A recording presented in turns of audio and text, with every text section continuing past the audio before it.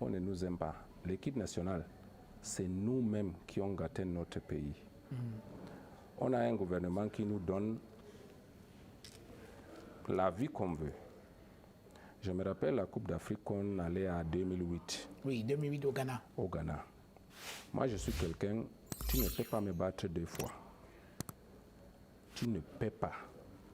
Si Dieu décide que tu vas me battre 2 fois, tu me bats. Là, j'accepte. Mais celui qui mouille le maillot ne doit pas perdre. Règle numéro 1. Je suis le seul Africain qui a joué 7 derbies. Jamais perdu un derby. Ce n'est pas le derby qu'on te dit Union de Douala contre Sable de Baché ou je ne sais pas Racine de Bafoussam contre Sable. Non. J'ai joué un derby Borussia Mönchengladbach, Borussia Dortmund. Borussia Mönchengladbach contre Cologne. Borussia Mönchengladbach contre Schalke. Borussia Mönchengladbach contre Düsseldorf.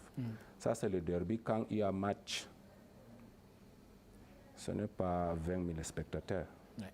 Nous, on a 100. Dortmund, le stade de Dortmund prend 95 000 spectateurs. Ce n'est pas n'importe qui. Les gens qui disent qu'ils savent jouer. Voilà, allez jouer là où il y a les supporters qui vous regardent, qui ne vous insultent même pas. C'est d'avoir joué au ballon, si c'est le foot. Mais moi, c'est pourquoi je suis déçu de mon pays.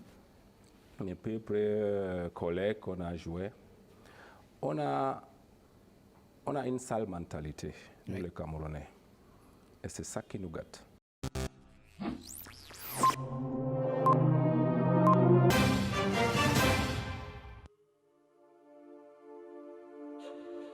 C'est une charge noble que je vais assumer pleinement et avec détermination, avait déclaré le chef de l'État gabonais lors de son allocution ce jour-là.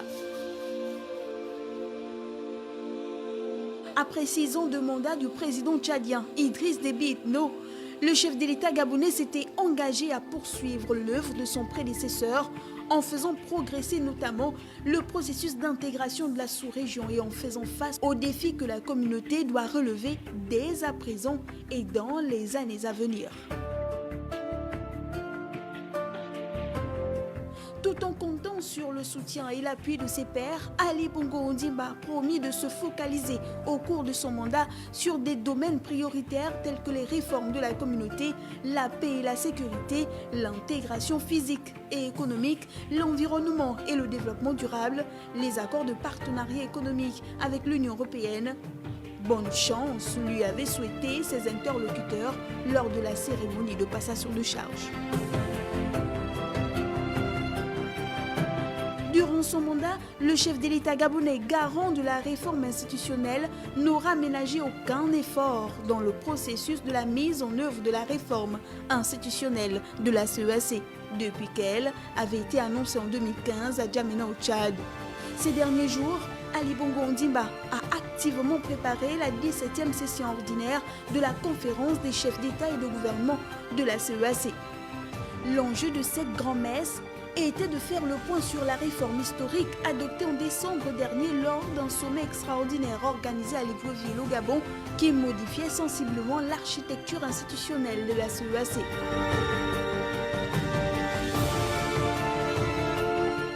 Pendant la tenue de cette 17e session, celui qui il y a quelques jours encore était le président en exercice de la CEAC a tenu à saluer les résultats engrangés 5 ans après son institution et tout le travail accompli en vue de l'entrée en vigueur du traité révisé. Ratifié à ce jour par 8 États sur 11, ce traité révisé adopté le 18 décembre 2019 devra consacrer l'entrée en vigueur le 18 août prochain de la commission de la CEAC, nouvel organe exécutif en remplacement du secrétariat général. Sous l'ère Ali Bongo Ondimba, la CEAC a connu des succès retentissants au plan de la diplomatie sous-régionale et de la prévention et règlement des conflits. Toutefois, elle n'aurait pas, d'après certains observateurs, atteint son principal objectif. Cet objectif était de favoriser une plus grande intégration régionale sur le plan économique face à l'intensification des défis politiques, sécuritaires et socio-économiques causés par la crise sanitaire due au coronavirus, Le président Ali Bongo Ondimba a exhorté ses pairs à garder espoir et compter sur les institutions et organes mis en place afin d'y faire face. Le chef de l'État congolais, Denis Sassou Nguesso, qui succède à son homologue gabonais, a la charge de conduire les destinées de la CEAC vers plus d'intégration durant son mandat. Voici un studio de production. Ici, on s'inspire, on enregistre, on traite le son, puis on l'écoute. Aussi doux qu'il soit à Louis, il ne peut traverser les frontières des radios sans visa. Les coûts varient vraiment. Ça peut aller de, je crois, 50 000 à 250 000. On paye à la régie commerciale de la dite chaîne de radio contre reçu. Au-delà des accords commerciaux avec les FM, des artistes aiment à gargariser les gorges des animateurs pour une meilleure inspiration. Quand ils vous diffusent, vous devez quand même un peu encourager les journalistes et les animateurs en studio pour qu'ils font le travail. Par contre, certaines radios, après avoir perçu le butin, font la sourde oreille. Allô, grand Barak? Ouais, allô. Alors, ce producteur a invoqué tous les dieux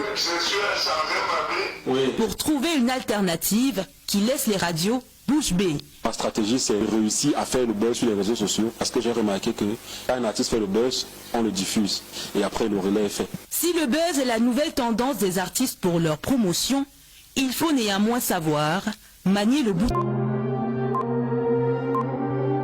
Pour ces migrants filmés fin mai, le voyage vers l'Europe s'arrête. Dans quelques heures, ils seront conduits dans des centres de détention libyens, où la violence règne. Et dans le rapport de l'UNHCR, il est bien précisé que cette violence vient de tous côtés.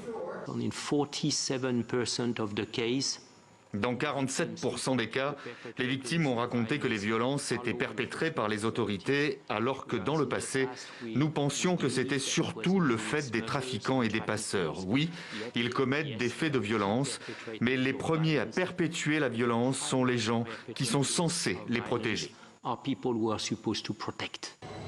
Preuves et témoignages s'accumulent pour répertorier le sort des centaines de milliers de migrants africains. Ce lundi, 3 Soudanais, arrêtés en mer avec d'autres, puis ramenés en Libye, ont été tués d'une balle en pleine tête en essayant de sortir d'un camp de détention comme celui-ci.